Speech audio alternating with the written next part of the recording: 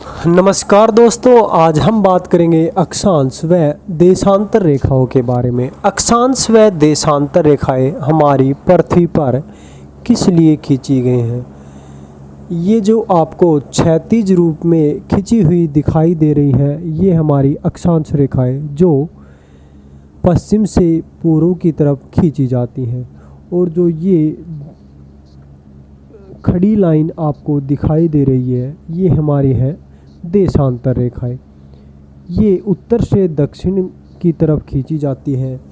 अक्षांश रेखा रेखा न होकर एक वृत्त का निर्माण करती है। ये हमारी पूरी पृथ्वी पर खींची हुई है। पीछे की तरफ भी खींचेंगे अगर हम इस रेखा को, तो ये एक वृत्त का निर्माण करती है।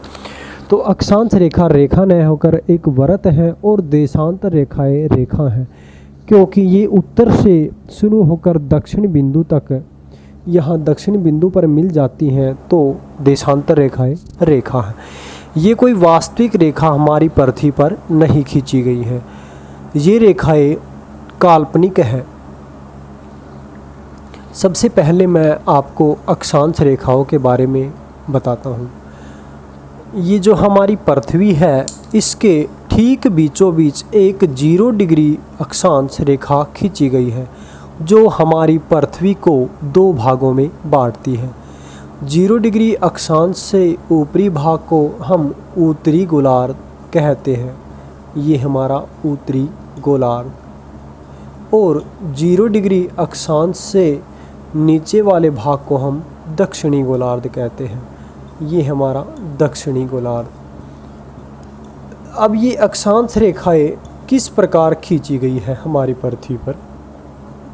ये अक्षांश रेखाएं हमारी पृथ्वी पर 0 डिग्री से ऊपर की तरफ 1-1 डिग्री के अंतराल पर नॉर्थ बिंदु तक खींची गई है। इसी प्रकार 0 डिग्री अक्षांश से नीचे की तरफ 1-1 डिग्री के अंतराल पर साउथ पोल यानी दक्षिणी बिंदु तक खींची गई है। अब हम कैसे ज्ञात करेंगे कि अक्षांश रेखाएं हमारी पृथ्वी पर कितनी खींची गई हैं? अगर हम पृथ्वी के केंद्र से उत्तरी बिंदु तक कोणीय दूरी नापते हैं, तो 90 डिग्री का पृथ्वी के केंद्र पर कोण बनता है। तो 90 डिग्री अगर हम 1-1 डिग्री के अंतराल में बांटेंगे, ऊपर की तरफ और नीचे की तरफ भी 1-1 डिग्री के अंतराल में बांटेंगे, नीचे भी 90 डिग्री का कोण बनता है और ऊपर भी। अब ऊपर और नीचे साउथ पोल तक भी 90 डिग्री का अगर कोणीय दूरी नापेंगे, तो यहाँ भी 90 डिग्री का कोण बनेगा। अगर हम दोनों को मिलाकर 1-1 डिग्री के अंतराल में बांटेंगे, तो कुल कितनी अक्षांश रेखाएं खींची जाएंगी? 90 ऊपर की तरफ और 90 नीचे की तरफ। और ये एक जो हमारी सबसे लंबी अक्षांश रेखा 0 डिग्री अक्षांश रेखा, जिसे हम भूमध्य रेखा या विषुवत रेखा के नाम से भी जानते हैं। तो इस प्रकार हमारी कुल कितनी अक्षांश रेखाएं हो जाएंगी? 181 अक्षांश रेखाएं हो जाएंगी। तो हमारी पृथ्वी पर कुल 181 अक्षांश रेखाएं खींची जाएंगी। और मैंने आपको बताया कि रेखा रेखा न होकर एक वृत्त का निर्माण करती हैं। तो क्वेश्चन ये भी आ सकता है कि हमारी पृथ्वी पर कितने अक्षांश वृत्त खींचे गए हैं? तो कितने अक्षांश वृत्त हो जाएंगे? 181 अक्षांश वृत्त या 181 अक्षांश रेखा। अब 2 अक्षांश रेखाओं के बीच की दूरी कितनी होती है? 0 डिग्री से अगर अक्षांश रेखा 1 डिग्री पर खींची गई है, तो 0 डिग्री से 1 डिग्री के बीच की दूरी कितनी होती है? 111 किलोमीटर। प्रत्येक अक्षांश रेखा के बीच में 111 किलोमीटर का अंतर होता है। 111 किलोमीटर की दूरी पर खींची गई है। और अक्षांश रेखा, कुछ अक्षांश रेखाओं को हमने विशेष नाम दिया गया है।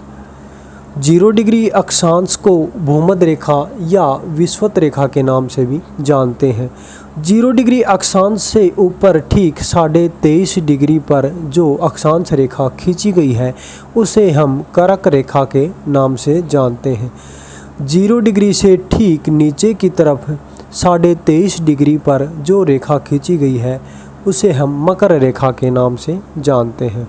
और 0 डिग्री से ठीक ऊपर की तरफ 66.5 डिग्री अक्षांश रेखा को आर्कटिक रेखा के नाम से जानते हैं।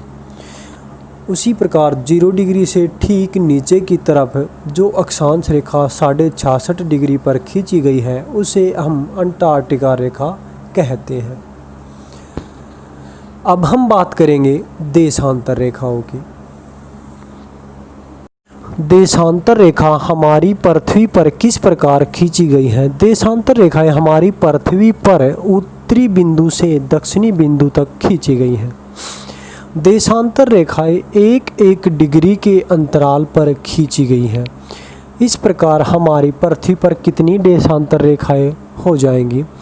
कोई भी गोल वस्तु है वह कितने डिग्री की होती है, 360 डिग्री की।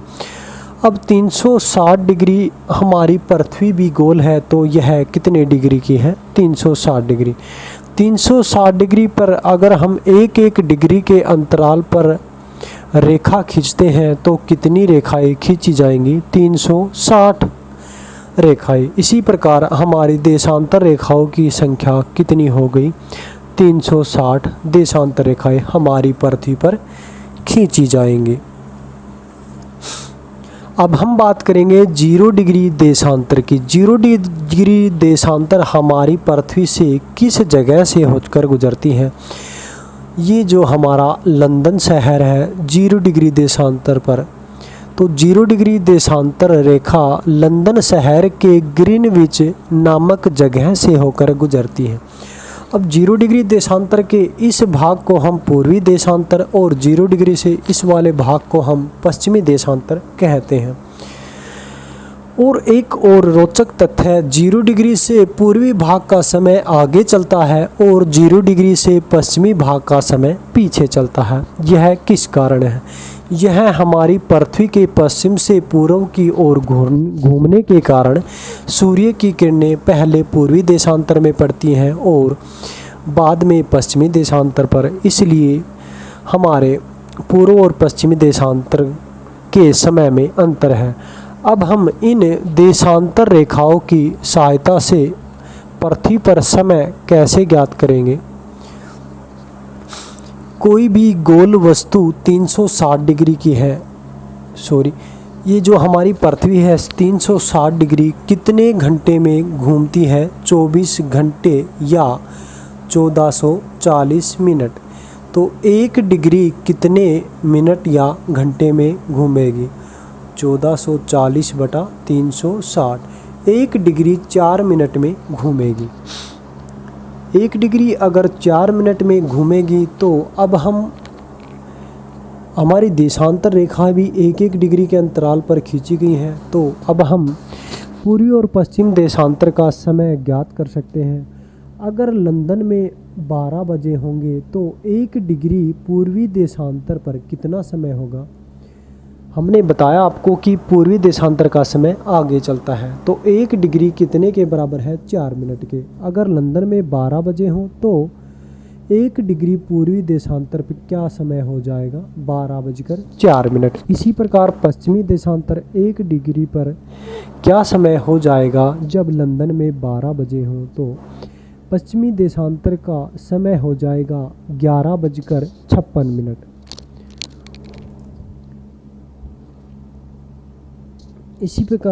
इसी प्रकार अब हम भारत के बारे में बात करें तो भारत की देशांतर रेखा 68.7 पूर्वी देशांतर से 97.25 पूर्वी देशांतर है। और हमारे भारत में भी अनेक देशांतर रेखाएं गुजरती हैं। तो इस प्रकार तो भारत का समय अलग अलग हो जाएगा अलग अलग जगहों पर। तो इस समय को पूरे भारत में एक समय रखने के लिए हमने भारतीय मानक समय रेखा मानी है। यह समय रेखा कहाँ से गुजरती है और कितनी मानी हमने। यह समय रेखा 82.5 डिग्री पूर्वी देशांतर से इलाहाबाद के नैनी शहर से होकर गुजरती है। हमारी भारतीय मानक समय रेखा कितने राज्यों से गुजरती है। हमारी भारतीय मानक समय रेखा 5 राज्यों से होकर गुजरती है। पहला उत्तर प्रदेश, दूसरा उड़ीसा, तीसरा मध्य प्रदेश, चौथा छत्तीसगढ़ और पांचवा आंध्र प्रदेश राज्य। इन 5 राज्यों से होकर हमारी देशांतर रेखा जो 82.5 डिग्री है यह गुजरती है। तो अब भारत का समय लंदन के समय से कितना आगे है? यह आगे क्या है, क्योंकि हमारा भारत पूर्वी देशांतर की तरफ है, इसलिए भारत का समय लंदन के समय से आगे चलेगा। अगर लंदन में 12 बज रहे हों तो भारत में कितने बजेंगे? हमने बता दिया कि कितने डिग्री पर हमारी जो भारत की भारतीय मानक समय रेखा है कितने डिग्री से कहाँ से होकर गुजरती है। तो 82.5 डिग्री का अगर हम समय में ज्ञात करेंगे तो यह हो जाएगा 330 मिनट यानी 5 घंटा 30 मिनट। तो हमारे भारत का समय लंदन के समय से कितना आगे है? 5.5 घंटा आगे है।